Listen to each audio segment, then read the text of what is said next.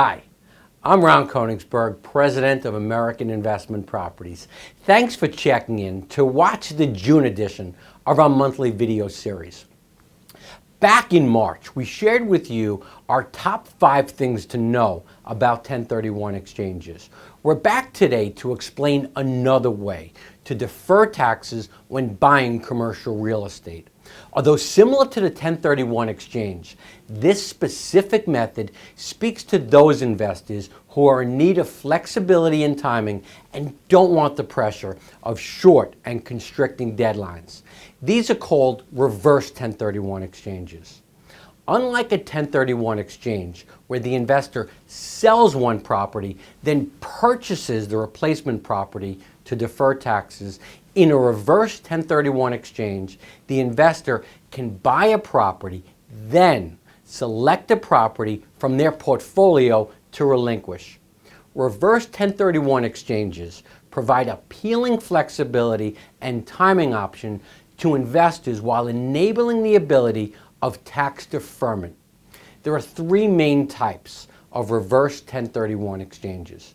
Safe harbor reverse 1031 exchange. In this transaction, the qualified intermediary takes control or parks the replacement property prior to the sale of the original property. Then, the investor is forced to identify the property to be relinquished within 45 days of the parking arrangement.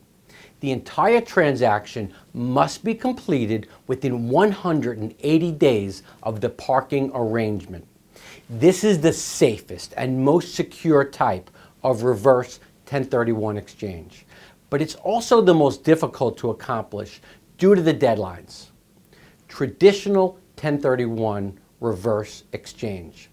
This exchange looks very similar to the safe harbor exchange, except that in this exchange, the investor is unable to relinquish their old property within the allocated 180 days of the parking arrangement period. When this exchange occurs, much documentation and consultation is needed by a qualified intermediary to avoid any scrutiny by the IRS. Construction or improvement reverse 1031 exchange, a different route. This exchange allows the investor to park a piece of property or land that will be built upon or improved during the 1031 exchange period.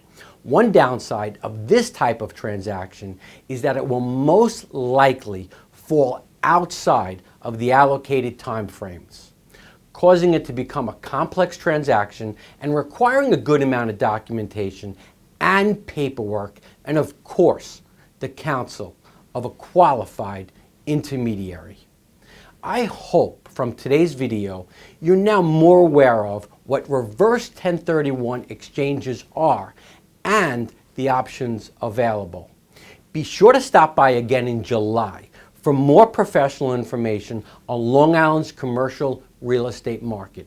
As always, if you have any questions about the Long Island commercial real estate market, please contact me, Ron Koenigsberg, at American Investment Properties. Thank you.